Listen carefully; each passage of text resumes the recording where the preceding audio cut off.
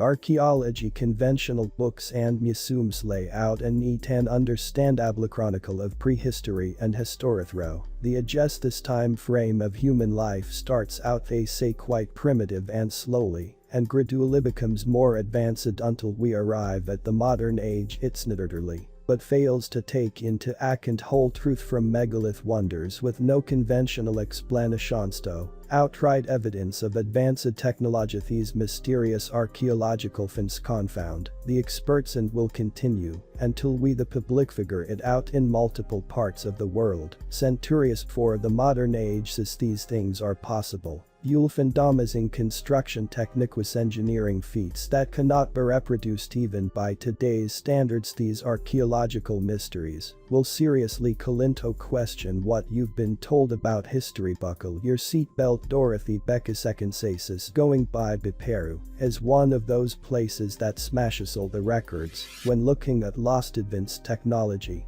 Ancient machining softening of hard stones or gigantic megaliths, it has it all. Some of the most perplexing ancient mysteries are all confined to the Cusco Sacred Valley. Think big, think weird, think extremely difficult technology. The main thing researchers have a problem with is the precision saw cuts, with all the questions swirling around the stone cutting ability of the ancient people. For the Inca, whoever they were, the factus people interested in the mysterious archaeological finds around the world always seek for additional evidence or proof of unusual happenings, and Abydos at the Ollantaytambo archaeological sitain, the mountains of Peru, are so many. When you take a closer look, there are multiple places where it looks like someone used a saw, possibly a power saw, to cut the rock apart. One instance shows a lump of rock still attached to the block, a deep and incredibly straight and narrow cutis halfway between the lump and block. It looks like somebody wielding a very precise tool was stopped halfway through his job to go attend to something else. The exceedingly straight line of the block above the lump sticking out also looks as if it were cut with a very strong precision instrument. If you look at it another way, why would a stonemason make a very narrow line between the block and lump instead of just taking chunks of the lump until he could chisel away the side to make it smooth? This would not be the normal way of doing things if working with a hammer and chisel made of bronze. Instead, the skinny linear of the cut will require a very narrow blade or saw to remove the material from the block. For such an ancient people who existed there, even for the Inca to do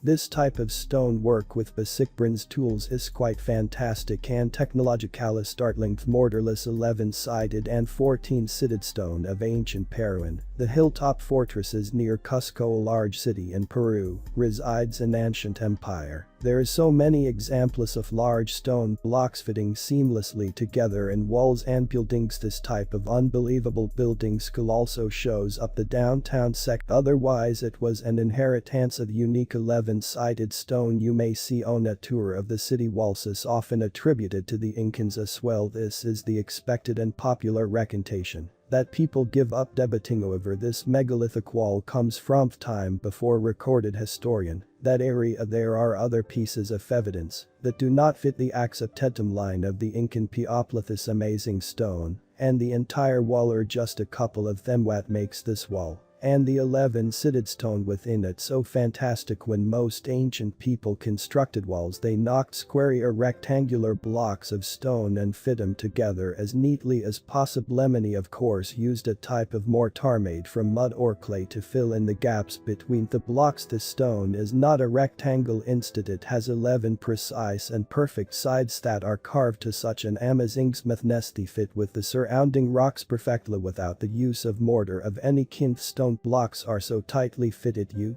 cannot poke a pin or even a piece of paper between them. Another fine example of 14 sides area situated nearby. There are quite a few cases of 11 sides. This type of precise wall building technique is also seen in the mountainside fortresses already mentioned. However, it's not readily seen in other instances of pre-Incan construction. Many of their walls are made from fieldstone or smaller chunks of andesite in the usual way of rock walls. This includes placing larger stones and then filling in the gaps of smaller ones. If the pre-Incans had such an amazing stone building power to create form-fitting 11-sided stones, Why did they not use this incredibly strong and impenetrable construction technique in all their important buildings? Why are these stones dated to a civilization older than historians know the Inca people to live in? Why did this amazing stone workings vanish completely after the Spanish? Describe this location as part of the governmental seat of Incan civilization and was also used as a fortification during the Spanish conquest period. It was again always portrayed as an inheritance of the unbelievable strength of this fortressity. Gives it the distinction of being the only location where the Indians were able to stave off the attacks by the Spanish. Unfortunately, that did not last very long, and the Spanish ultimately conquered all of Peru. Looking at current-day photographs of this archaeological wonder helps you understand how the mountainous position and gigantic stone walls could help with this battle. Almost everything about these ruins is massive and mind-blowing. You need to walk up a massive staircase with tiered levels to even reach Ollantaytambo. Then, when you get to the top, you can see a wide array of mysterious and unusual stone walls and carvings. There still exists a walled property of temple ceremonial fountains, terraces and baths and high storerooms that provisioned safeties were made from field stone instead of quarried limestone. On the face of Viracocha, the Incan high god is carved into the rock side of the mountain. A closer look at the megalithic architecture again begins to create questions in your mind about the otherworldly skill and precision represented here in rock is almost seamlessly laid atop another unusually shaped stones, fill in odd spaces between larger ones with no gaps between. There's evidence of trapezoidal construction that demonstrates a much higher degree of skill than the rough stone and mortar used in other parts of the complex. The sprawling fortress, high atop them and ringed with unbelievably precise walls with multi-ton stones and edged by tall terraces, stands as a monumento both building and engineering, especially by today's standards that seems beyond the realm of human ability. Sacsayhuaman's perfect fortress although Machu Picchu may be one of the world's most famous mountaintop cities, Peru also boasts a nearby fortress called Sacsayhuaman near this city of Cusco. The name itself means royal eagle, and it can be easy to picture those majestic birds soaring above the massive walls that line the green hilltops. The area itself is approximately 3,700 meters above sea level. Land covers more than 3,000 hectares. Everything about Sacsayhuaman is huge. Of the mysterious pre-Incan people who left his legacy disappeared long ago, around the 1004. Instead, they were dug into the hard ground approximately 12 feet. Can withstand anything that didn't literally split the mountain apart. Do not take this lightly, it will literally take the mountain to split in two. To destroy this fortress, many walls have been made in antiquity with regular sizes and shapes of rock held together with clay or other mortar. Rock walls without mortar are also still standing today. However, nowhere else is the incredible masonry skill demonstrated so well than at this fortress. Blocks of stone are not merely rectangular, instead each one is uniquely shaped off it so perfectly with the others adjacent to them that you could not slip the proverbial piece of paper between them. Some of the massive stone blocks weigh upward of 125 tons. Theories abound about how the ancient per-Incan people were able to create walls with such amazing precision. Some say they used templates to carve the rocks into perfect shapes. Others suggested grinding down these stones with sand and water. Even more believed that there was no reasonable way that people with bronze tools or otherwise could accomplish this amazing feat of building technique so advanced engineers accept it will be almost impossible today. It would take so much effort and resources. Highest paid engineers in the world except defeat in answering the enigma. Machine saw cuts also appear at Sacsayhuaman. Besides the amazing degrees of perfection that you see in pictures off walls and buildings at Sacsayhuaman, there are other mysterious pieces of evidence that seem to prove the existence of power tools. It's unbelievable enough To believe that precise angles and curves of the well-fitted stones were made with basic bronze tools many hundreds of years ago, besides some local limestone of main stone variety used in Thesipur Incan ruins, an igneous rock called andesite gray mottled and appears around certain types of volcanoes. That variance active in Peru. In fact, andesite got its name from Thebes.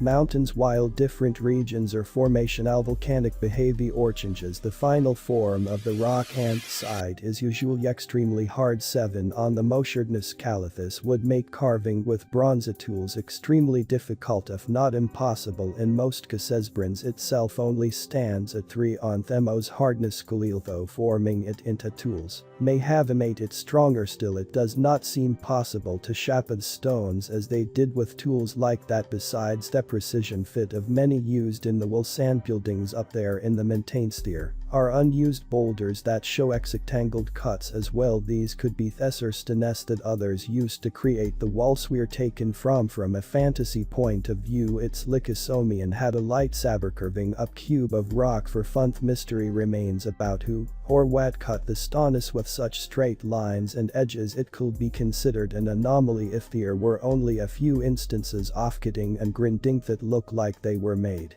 with high-tech tools or machinery. However, the entire site is filled with examples. These are not suggestions about the original purpose of this impressive building project. Very widely, some say it was a fortress intended to preserve the Incan royalty and their subjects in case of an attack. Others believe it was the high-class everyday home for high-level Inca people. It could also be type of getaway resort for the elite who lived in nearby Cusco. The first mystery is basically trying to figure out who lived there and why it became more popular than others. It is due to the Spanish invasion and conquest of the land. Other mysteries, including a high percentage of temples in spiritual buildings. Why were the people who lived there so devout or interested in religious ceremonies? Approximately 200 remains have been found in Machu Picchu, but there's no indication if they lived there full time or were merely pilgrims who came in for a spiritual retreat. While the history of Machu Picchu is intriguing on its own, mysteries that surround it are even more so. The ruins sprawl around the mountain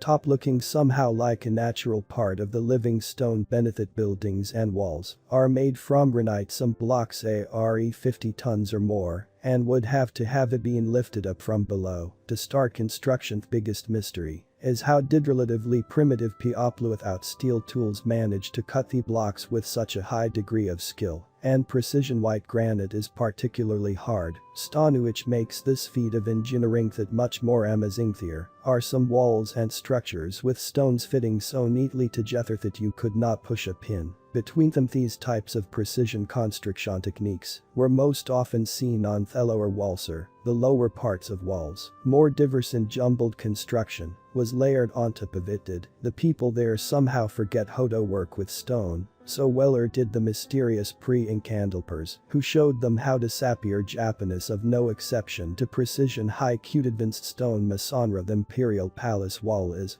a mind-boggling wonder reminiscent of Peru style, yet a mysterious stone object lies amidst the bamboo in a village called Asakane, Japan. There are other unusual shapedstones like this in the area. The largest one is Sculpted rock ship of Masuda, or Masuda now Afuni in Japanese. When nearby historical evidence is considered, some people surmise that they are part of a Buddhist monument or some fantastic burial mounds in the years around 250 to 550. More unique explanations include seeing stone ships as astronomical guideposts or markers for celestial observations. Perhaps the ancient Japanese were looking upward on their pure brightness holiday. A lunar calendar measurement signaled the start of the planting season. Earth as a megaliths may have been part of royal tombs, but ideas are regularly refuted by skilled historians. In the end, the Masuda no Iwafune remains a mysterious artifact from long ago that has no obvious purpose or source. The archaeological evidence has come to light that connects these stone ships to nearby burial mounds, astronomical studios, Buddhist temples, or anything else. Instead, the people who visit and view their pictures online can enjoy using their imagination to fill in the blanks about this unusual ancient find in present day. Lebanon lies an ancient wonder that many people from every corner of the globe come to see. Instead of a great temple or piece of artwork, stone of the pregnant woman in Balbach is famous simply for its size. This massive block of limestone is the largest monolith ever carved or cut from stone anywhere and at any time on the planet. This large rectangular piece, which is also called the Stone of the South, is almost 20 meters long, 6 meters wide, 5.5 meters thick. It's no protruding from the sandy soil at an angle which makes it the perfect platform for interested tourists to hike up and down. With these measurements and an understanding of the stone from Thadera, the total weight has been calculated somewhere over 1,000 tons. Carved out this megalith from the ground, and what was its purpose? Mainstream researchers say that it was carved by the Romans with the intention of transporting it to their sun-worshipping temple complex approximately 900 meters away. The Heliopolis does indeed contains some very large and heavy stones, but nothing on the scale of Baalbek's Pilar from Baalbek, which was the site of an ancient civilization for the Romans, ever showed up to the obvious Roman influence with temples and other buildings. More questions seem to arise than answers. Perhaps the answer that current people seek should look beyond the mundane, and the expected many mysteries from long ago are found in Egypt, where the ancient people built a fantastic civilization out of the sand. Located some distance away from the iconic pyramids lies an area called Saqqara. Here archaeologists have dug up a unique building with massive black boxes that remain sealed to this day. The site was originally excavated in 1850. Its maze-like passageways meander under the ground into large arch chambers. These types of finds are not exceptionally unusual for the land and upon which the ancient Egyptian civilization stood. What is unusual is what archaeologists found within these walls. Raised high atop massive blocks of stone rests 25 gigantic boxes shaped like coffins. They're fashioned smoothly from black granite instead of being pieced together with various chunks and shards. The entire box and lid of each were carved from a single solid piece of granite. The lid fits neatly atop the boxes with high degrees of precision, with estimates for these coffins approximately 100 tons each. The massive size of these boxes thousands of years ago by the Egyptian sextists, a curious carving that shows certain things that have no earthly place in the ancient temple. This unique picture has come to be known as the Dendera light, since the temple it's found in rests in a larger complex by that name. There are actually 3 different examples in that place of ancient Egyptians using something extremely similar to what appears to be electrical lighting in light bulbs, while the mainstream archaeological and historical communities come up with alternate claims about what these carvings depict. Open-minded people cannot argue with the similarities between our current knowledge of electricity and lamps and the pictures inscribed on the walls by people long ago. The most prominent of the carvings has the image of an unusual humanoid being standing on the right and holding aloft a pair of ceremonial daggers. Its face is lizard-like, and it has a prominent tail. In the left side of the carving stands a classic depiction of an Egyptian man holding a very unusual device. Between them, smaller people or perhaps children sit on the floor and interact with each other. What's the unusual device? The man is holding base looks somewhat like a flower, but also very much like the flared end of a modern light bulb. Take to it is a long curved bulb shape with a snake-like filament inside that did not appear to be a light bulb. On its outer base also has a long cord coming out of it and trailing across the floor to an upright box near the lizard-like being. In the background is an object that looks very much like a transistor. Could this be evidence of mysterious ancient technology that was not thought to exist back in these times? The carvings appear to depict some sort of special meeting or a speech, with the spotlight being shown towards right-hand figure, imaging the power of a godlike race coming down and bestowing such amazing objects on the early Egyptians. These depictions of the Dendera light can open the path to new understandings, and they're out of place artifact found in Egypt was discovered in the Karnak temple instead of something overt and showing a carving of a light bulb. This mysterious evidence demonstrated the existence of highly refined power tool usage. Researchers who were looking around the temple complex to learn how it was built and their information discovered highly unusual holes drilled into the very hard pink granite. During the dynastic period in Egypt, workers used bronze hand tools to cut and carve stone and do all the other wonderful things they did well. Many structures and objects created then were quite impressive, and building them with bronze tools must have been very difficult. The drill holes found in this stone are virtually impossible. And it was not just an undiscovered drill hole that began to raise questions. There are many in evidence scattered around the city. A large example has a very large drill hole in half a block of granite with smooth perfectly curved sides and a flat base. Other evidence of power drills and high-tech drill bits included straight and smooth holes dug straight into the granite. Additional research showed that not only was it possible to drill into this, but they somehow had access to things they should not have. In such piece of intriguing evidence comes from the Abydos temple. This important building was fasciites were most in the area from sandstone. Held many carvings inside of information about the pharaohs and stories about their lives. Originally the temple had carvings for the pharaoh. Said a bit more information about Ramses II was added. Later there is evidence that the temple was in Egypt for quite a long time. Inside this ancient Egyptian temple is a particularly large slab of stone. Its position to hold up the Hevisilinthus makes it a very important piece of construction, and is quite possible that they would have curved very important information there. Along with some common motifs of plants, animals and insects, there appears to be very clear depiction of a helicopter, an airplane, and what could be described as an unidentified flying object or UFO. Of course, the Egyptian authorities have another explanation. They insist this is evidence of polyobsessed, which means that a later artist carved over an existing image and some of the original work is still visible. While this certainly did happen throughout history and in ancient Egypt, the results looked like expected hieroglyphics and images of recognizable things associated with that long ago civilization. Here on the important stone in the Abydos temple you see not one, but 3 out of place and out of time flying machines. Could it be just by chance that the person carving stone managed to make a helicopter plane and if accidentally? It gets more difficult to believe in the palimpsest hypothesis when you look at the entire collection of mysterious artifacts, locations, and legends about ancient Egypt. If there were flying machines the sands of years ago in Egypt, it would certainly alleviate some of the mysteries surrounding their building technology and their legends of gods and goddesses with wings as more archaeological mysteries out of plus artifacts and evidence of machine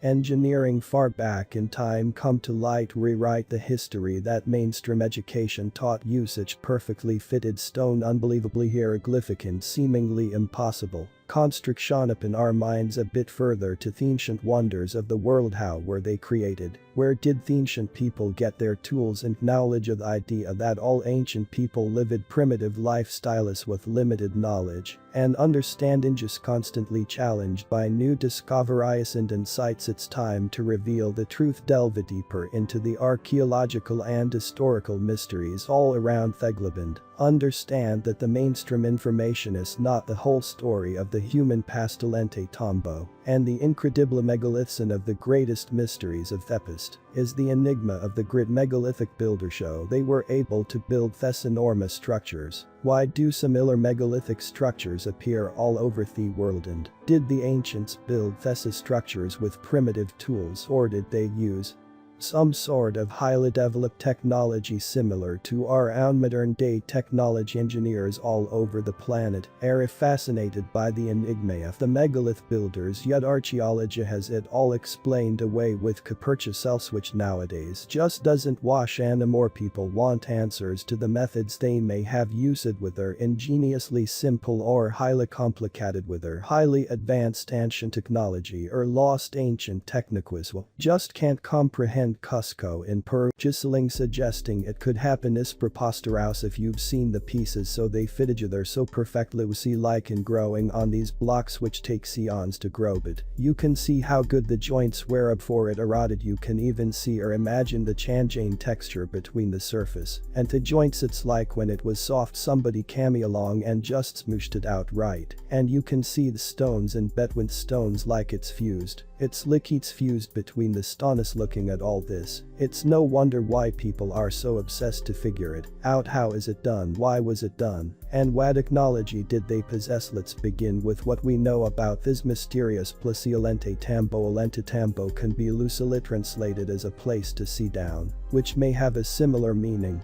to a watchtower or overlook, combined with the Quechua word for a storehouse or in many stories, surround the founding of this town and its takeover by different people throughout the history of Inca civilization. It might have been constructed much earlier and rebuilt by the Pachacutecuen. It took over most of the megalithic structures found there are supposedly the responsibility of these people. Another possibility for the meaning of nama seems to indicate that a hero named Ollantaytambo has many stories passed down Aurelia's most Inca stories. Aerith, a strong warrior, rose to power and prestige by not only being a brave fighter, but by also having a clandestine affair with the royal princess, a man of his station would not be legally allowed to marry into the royal family due to this slight and inability to be with the woman he loved. Atlanta supposedly raised up a rebel group to launch a fight that lasted nearly 10 years. Story continues to describe his capture after he was tricked into common Jinto the city under false pretenses before Ollantaytambo got its name. Because of this story it was called Pacaratampu, which means either the house of windows or house of Donaltho. The name is quite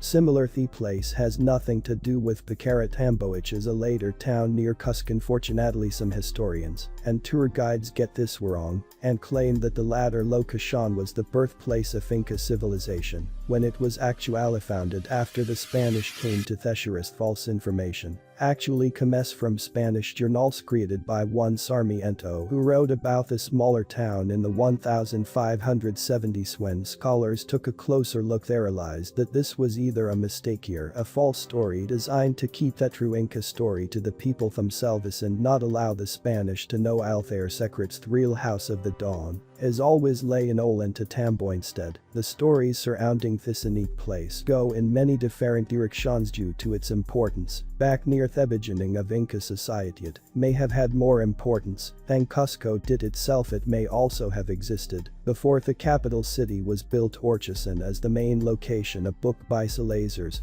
The Cusco and the Sacred Valley of Peru writes that a great leader appeared after a large flood and came to Cusco after having been in Tembo and Talquinto.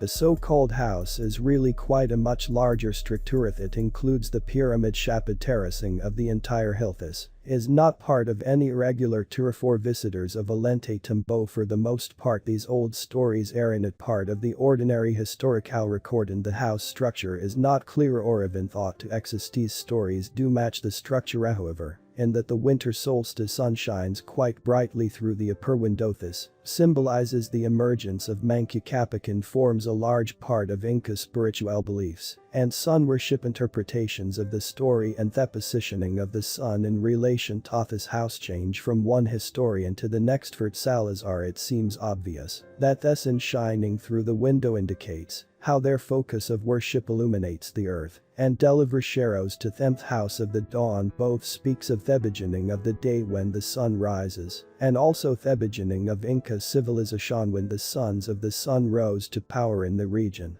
Many people do not agree that Ollantaytambo was the original city of importance for the Inca people instead of the more well-known Cusco. It's not as impressive visual. It does not seem to be as well thought out or planned. Viewed as older and has many features that match the stories of the Inca origins. In general, the Inca civilization is believed to existed from around 1100 to 1533 CE. When the Spanish arrived in that time more than 100 rulers existed, which has been documented by one Juhahilchanan records Manco Capac as the 6th Kinjan the succession, although there are 4 other people by that name listed throughout Historigist as modern-day royals or important families frequently named their offspring after great ancestors from the past. Apparently the Inca did too. This does not mean that every Manco Capac was in the same family line. The name simply carried a lot of prestige and respect among the people. There are more subjective factors in Thetia that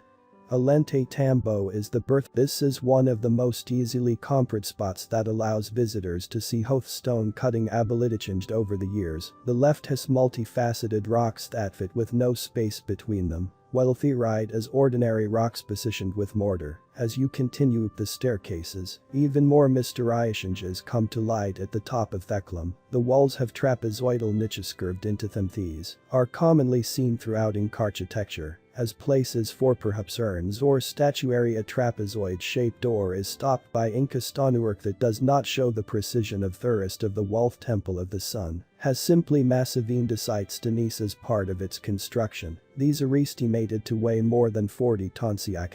Many people wonder how they were put in place originally. The top of what many people call Inca thrones, which are merely platforms with armrests, could have been used as seats for royalty or other important people for ceremonies or other purposes. If you sit there you get quite an impressive view of the mountain and valley beyond. In fact, the Pincuna mountain features an Inca-built structure that would be visible from the thrones if you use a pair of binoculars or a telescope. Other smaller buildings are scattered around it. Most intriguing feature that would visible from the thrones, a massive face formed by a combination of natural mountain features and some refinement by human hands. Testeries indicate that this is a profili of Janapa, the great teacher who passed down his knowledge to the early Inca Piapluathan. The sacred valley he walked across the land, carrying a staff wearing a long robe and sporting a beard. Some stories indicate that his skin was quite pallid, but some historians believe this was an addition put in place by the Spanish in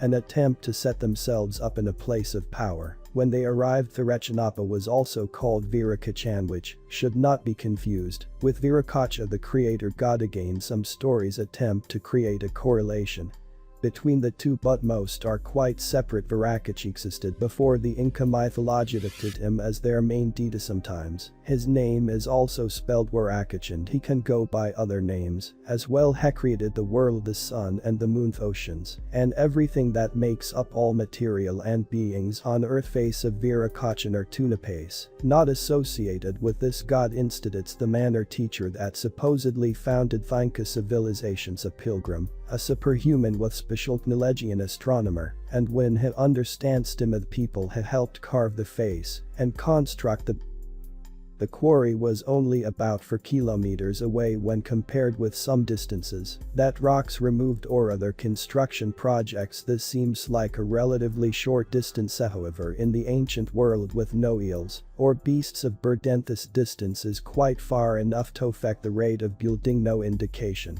that the construction of the temple stopped because they ran out of time or laboriously it was never finished remains a mystery. The most common understanding is that Spanish arrived and things like building fancy temples become of limited importance in an attempt to survive and product themselves from the invaders. An interesting thing to note is the assortment of tiered stones that stand between the quarry and the building.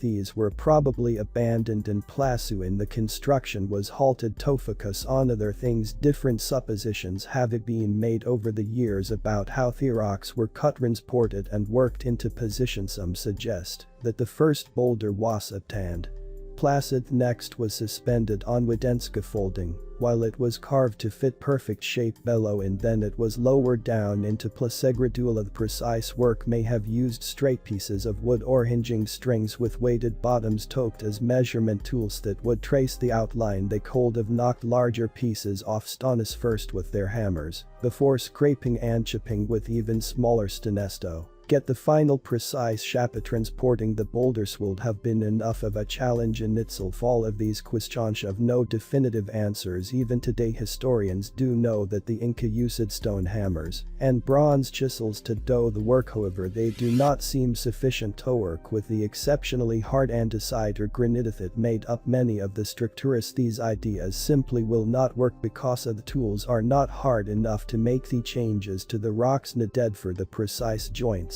How can a relatively of stone hammer smooth out a giant stone without getting destroyed? In the precise answer to this question is interested historians and architects. For many years one such man, Nemesian Pierre Pratson, tried to mimic the Inca stone carving methods and read about them in the late 1880s. For Scientific American surmised that the Inca had a simple massive workforce who did not view time and an average workday the same way that the Spanish would when they arrived. He also suggested that the Inca would simply tree out a series of river rocks or author different types of stones from them and see what would work best at chipping and polishing the large boulders. These stones have protrusions or knobs that are carved out and aligned with niches that are carved into the stones below them. The uniqueness of these features presents another mystery in the massive collection of mysteries about Inca and megalithic gilding. First of all, as this hard stone walls is the precise shaping techniques found elsewhere, it's unlikely that the Inca themselves created it. However, it's unknown why the early builders would have made this particular stones with knobs and niches. Some hypotheses include the idea that they were used to lift up the stones either by hand or with ropes. But it does not seem to make sense, because more stones would have these two. Others suggest that the sun at the solstice would hit these knobs just so, and create either a pattern or a shadowy pointer to the niches, or some other important feature that's currently unknown. In fact, these as our book seems to indicate that the summer and winter solstices did cast shadows towards the corresponding niches in the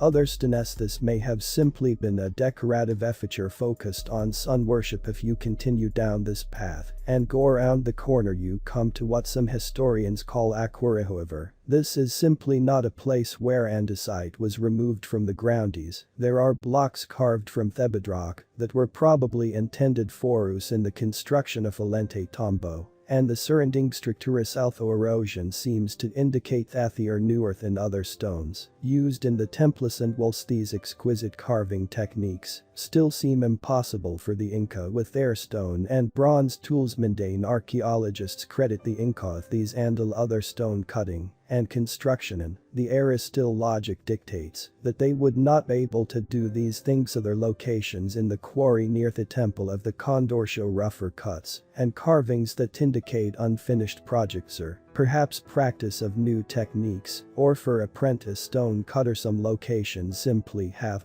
cubes removed from the ground. Others have carefully carved stochastiships with no purpose or destination. Stones are piled up precisely and fitted together with as much precision as seen in the megalithic and other walls below. However, these are more like practice projects than any part of an actual structurations of Inca work exist here. Too, you can tell the difference because of perfectionism and intricacy of the earlier carving compared to the rather rough and imprecise style of what the Inca could do with their softer tools. It seems in many places that the Inca attempted to recreate what the people before them could do but could not figure out how to do. It has left them with many practice stones and jumbled piles that really served no purpose. The temple of Condor was constructed with impressive precision. However, the general bird-like shape was probably due to natural geography. The intelligence of whoever built these two temples, the illusionary pyramid, and all other structures in and around Ollantaytambo cannot be denied. These mysterious people used techniques and tools lost to history before the mighty Inca civilization even showed up. So the mysterious X, a human complex, has recently been given the title of most mysterious ruin on Earth. With this bold statement Kames conjecture Butevian has their favorites, the Great Pyramid of Giza, and its high-tech construction the Neolithic monument of Stonehenge in a human forming the head in the north. A more recent meaning Thronative guides in the Cusco area for Sexum initiate of completion or place of completionthus would be a spiritual name and understanding what astonished the Europeans and those with visitors to this day was the size of the hewn stones that make up the first tier of which there are 3 of the zigzag wall and surroundings. The largest weighs upwards of 125 tons and is almost 30 feet tall, 12 of those feet being buried in the ground and thus forming a very firm foundation necessary to keep the wall stable. As Cusco is a very seismically active area, it isn't was not only the size of the stones but the fact that they fit precisely together without any kind of mortar and that each stone is unique in shape and volume, more complex than any that the Spanish had seen in their European homeland. How could natives have achieved what the patriarchal Spanish had not was their question. The answers vary depending what source you consult, as most of the Spanish chronicles of the time and soon after tend to have a biased ingedo.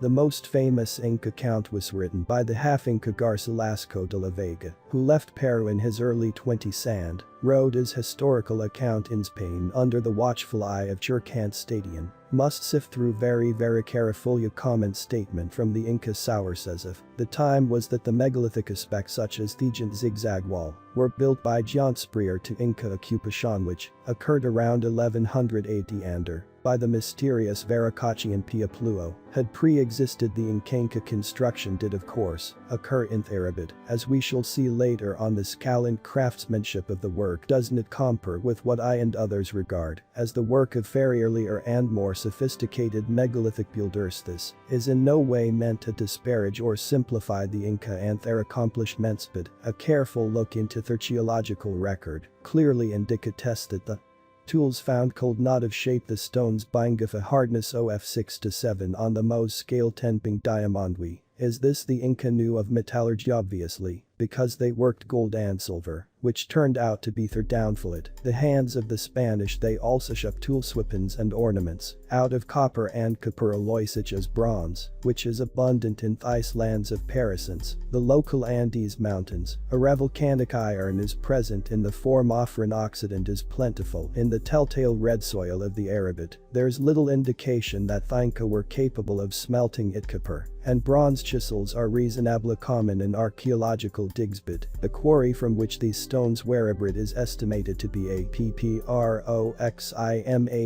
approximately 35 kilometers away. But the question is, would anyone have moved them? The natural answer would be wooden rollers made from tree trunks, but prior to the arrival of eucalyptus from Australia, specifically of blue gum variety, in the latter half of the 19th century, there are no large straight native trees in abundance. Western scholars who have attempted to explain how the stones were removed from the quarryship and fitted into place have the following to say: the stones were rough cut to the approximate shape in the Coruscant River cobbles Wathi were then dragged by rope to the construction city. A feature that at times required hundreds of Memphis. Quote was written in 1600, more than 60 years after the fall of the Inca. Cienza de Leonwo visited Sacsayhuaman 2 times in the late 1540s. Mentions the quarrying of the stones, their transportation to the site and the digging of foundation trenches. This is conducted by Rhodesian Labyrinth, the close supervision of imperial architecture. How could Sedelian have witnessed the construction in the 1540s when the Inca fell in 1533? I hope that what you're starting to see is that descriptions of the construction of such cities like Sacsayhuaman are in the realm of speculation after the fact. To add insult to injury, here's an author. Vince Lee is an author, architect and explorer who has studied and consulted on various ancient sites where people moved large megaliths, theorized that the blocks at Sacsayhuaman were put into place by curving them and then lowering them in topless. It's beyond being unlikely that tools in the archaeological record could not have achieved what the above theories speculate upon, and thus it leaves the Great Zigzag Wall of Sacsayhuaman a mystery to this day. But it's only of the many amazing examples of what I regard as lost ancient technological accomplishments at Sacsayhuaman. Not to mention the city of Cusco and beyond for us to explore Inca period constructions can clearly bessen if you walk up to the third tier of the zigzag wall there. Off to the western side, recently this area has been corded off with repairs due to archaeological digs, but this may not be the case if and when you visit what you will see are small blocks often 2 or 3 levels in height and reasonably well shaped telltale white dots on the stone indicate where stone Inca hammers have been used for the final finishing. These are often called bruise marks. If Inca had shaped the giant megalithic stones of the zigzag will, these bruise marks would be all over the surface of each stone, but this is not the case. Some bruising can be seen, but it's not a consistent fashion wall sections with the small stones Inca. But not the rest. You'll see a large circle of low linkstones. This shows you where a large tower once stood torn down by the Spanish as well as all other Inca constructions.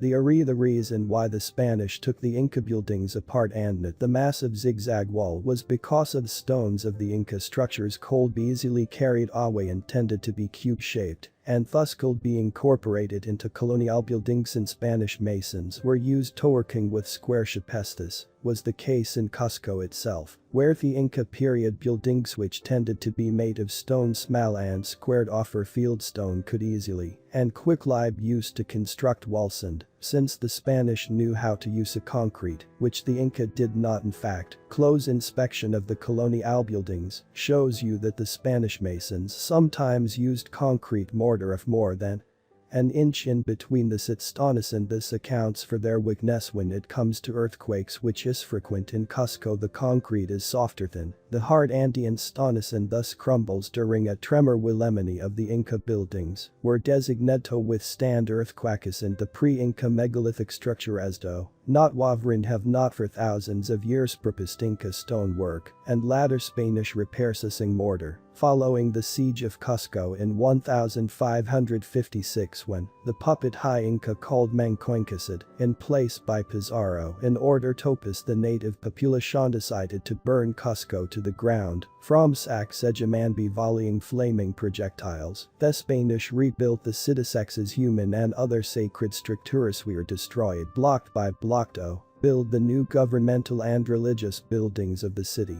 as well as the houses of the wealthiest Spaniards. The words of Garcilaso de la Vega, the Inca returdo, saved themselves the expense of and delay with which the Indians worked the stone. The conquistadors pulled down all the smooth masonry in the walls. There is indeed not a house in the city that has not been made of the stone, or at least the houses built by the Spaniard Sacsayhuaman is an enormous sight and much larger than the zigzag walls and structures that lie or once did on top of it. The average local tour guide will tell you based on information indoctrinated into him or her from the Western archaeological based tourism school that you are looking at Thronesus during Inca times by the high officials of the Inca civilization to observe festivals happening on the grassy plain you just walked across. The problem with this idea is that Ethrins vasuist while the grassy parade ground is to the south, causing the Inca to wrench their necks in order to observe the pageantry. For more logical is the idea that this was a calendar of some sort, either solar or lunar, or both solstices and equinoxes seem to line up with the 13 steps there, and of course 13 is the number of moon cycles in a year. However, it's unlikely that the Inca has obtained again. The stone here is the ever-present and aciduous hardness of 6 to 7 on the muscle and heavily layered with even harder quartz crystal. Did the Inca use it most locally, did they shape it? Doubtful thing to know and keep in mind is that the amazing megalithic structures in Cusco, the sacred valley of Peru, and elsewhere rarely in isolation, where you find you will often find others in proximity, and this is perhaps especially true at Sacsayhuaman and Ollantaytambo in the Sacred Valley and Machu Picchu. Thing to endeavor is to call the structures we find by their native Quechua names whenever possible, and basically refuse to use any Spanish names as they are often tainted by Catholic influence. The original names of the megalithic places will most likely never be known, so the Inca ones will be the best we can and find in some instances the English will have used for those places to which I don't know yet. Quechua names one case in point Isararella, thankfully off the worn tourist route visited spot still used today for ceremonies. Khalid in English Temple of the Rainbow, as the Spanish name translates as the Devil's Door. Moving further to the north bay and the 13 finely crafted Thronesan following a trail slightly to the left. We encounter a fine example of extremely ancient cut-out flat and vertical surfaces, again referred to by local Giddisas. Yet more Inca thrones. This is Khalid Inca graveyard by most Giddis, which may be true. The area was excavated in the 1990s. I believe in complete skeletons in the fetal position were found, but were they Inca? The amount of erosion in the hard andesites, presumably from rainfall, would indicate that much more than 500 or so years have passed since these surfaces were shaped, and there's no evidence of tool marks and stone seemingly snapped into 3 gigantic sections. Especially intriguing not only because it appears to have been snapped by some gigantic catastrophe, but also because it appears to be upside down. This may indicate, though not yet prevent, that the violent upheavals that seemingly occurred somewhere in the region of 12,000 years ago, resulting in the ending in the last melting of the ice sheets and causing a global rise of the Essenes be approximately 350 feet, could have caused this, and this could add to the evidence that we're exploring Harebe. In this area you'll see a large circle also towards the north. This is usually explained as having been a ceremonial place, which is probably the most overused term in Cusco and the area. Aside from the dreaded other one sacred place, one of the most intriguing and seldom explored places is next, and again you must walk north along the trail. After a few hundred meters you'll see a massive boulder as large as a house in front of Yaucliser. Inspection shows that literally the entire surface of the sides and top have been sculpted, again not likely by the Inca, but a Ferelder culture. This is called the Chincana stone. The mysterious process used to remove cube-like pieces of andesite from the bedrock you will also have seen at the Inca graveyard, and is described by Jesus Jamara as having been done based on his fetheral fritos. The Oribi, the Hanan Pacha or first culture at first, or as they call it Hanan Pacha culture, were those responsible with shaping the bedrock, removing the cube-like chunks, and were also the makers of structures which were constructed from unique polygonal blocks such as the zigzag wall of Sacsayhuaman, as well as some others we shall encounter in this journey. The second, which they term Uran Pachoira, later second culture, who made the super tight-fitting walls of more irregular-sized stones. A prime example of this we'll see at Concha, which was the spiritual center of Inca and lies in the heart of central Inca Cusco. The third culture, called the Jamarasacan Pacha, include the Inca as well as the Huari, who were the dominant people of Peruvian highlands. Prior to the rise of the Inca, their workmanship is far more inferior to that what earlier cultures and could have been achieved with bronze chisels and stone hammers. The earlier ones no way. In the Inca oral traditions, the Anan of Hanan Pacha refers to the highest of 3 worlds and levels of consciousness. In the Inca form of Mindent is represented by the condor bird. Uran Pacha is the middle world and refers to the mid-level of consciousness, while animal representation is that of the puma canton. The Yuccan Pacha is the lower underworld, with symbol is the serpent called Amaruan. Quichua condor, our English word, is derived from Quichua kunter, and puma is also a Quechua word. Also, Pacha means earth or world. Most popular use of Pacha today is term Pachamama, which means Mother Earth, and of the most famous of the High Inca, the one who expanded the Inca world, called Tawantin Cipher Sect. Otherwise it was an inheritance of the unique 11-sided stone you may see on a tour of the city walls, often attributed to the Incans as well. This is the expected and popular recantation that people give up debating over this megalithic wall comes from time before recorded historian. That area there are other pieces of evidence that do not fit the acceptetum line of the Incan people. This amazing stone and the entire wall are just a couple of them what makes this wall And the 11-sided stone within it so fantastic. When most ancient people constructed walls, they knocked square or rectangular blocks of stone and fit them together as neatly as possible. Many of course used a type of mortar made from mud or clay to fill in the gaps between the blocks. This stone is not a rectangle, instead it has 11 precise and perfect sides that are carved to such an amazing smoothness they fit with the surrounding rocks perfectly without the use of mortar of any kind. Stone blocks are so tightly fitted you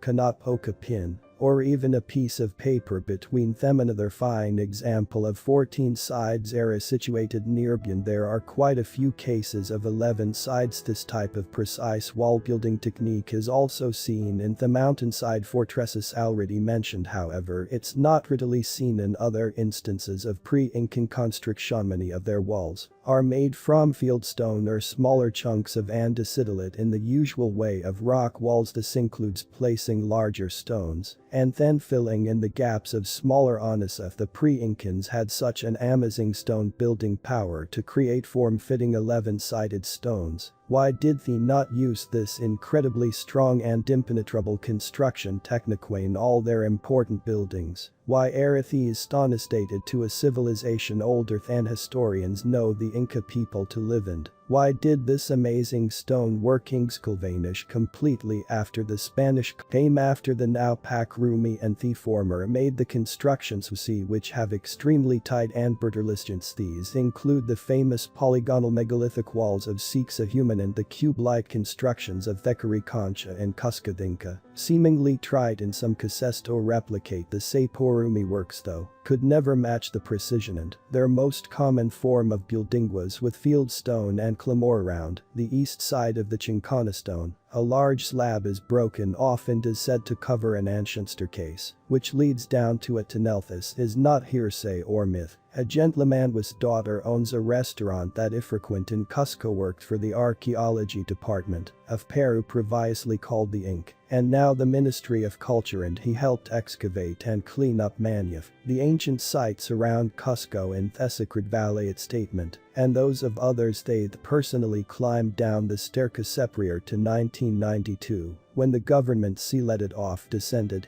60 meters and was met with a labyrinth of tunnels shy enough to walk through upright. The main tunnel leads 2 kilometers south to the Coricancha, which I mentioned briefly. Before it's been said by eyewitnesses that the exit point of the tunnel is below the Coricancha, but the Catholic Church, who now owns the Coricancha and is done for almost 500 years, prohibits anyone from entering it because its dark splits off into sub-tunnels and you'd get lost. The name for the tunnel in Quichuranasimi is Chincana, hence the nearby stone has the same name due to its proximity. According to recent studies, archaeologists state that the Kilcultura built the older sections of the city approximately 1,000 years ago. An interesting fact here is that Inca themselves believed the city was constructed by an earlier named race of people led by a powerful godwo descended from the skies. Throughout history, there's been witness to a god named Viracocha that visited the South American peopleland,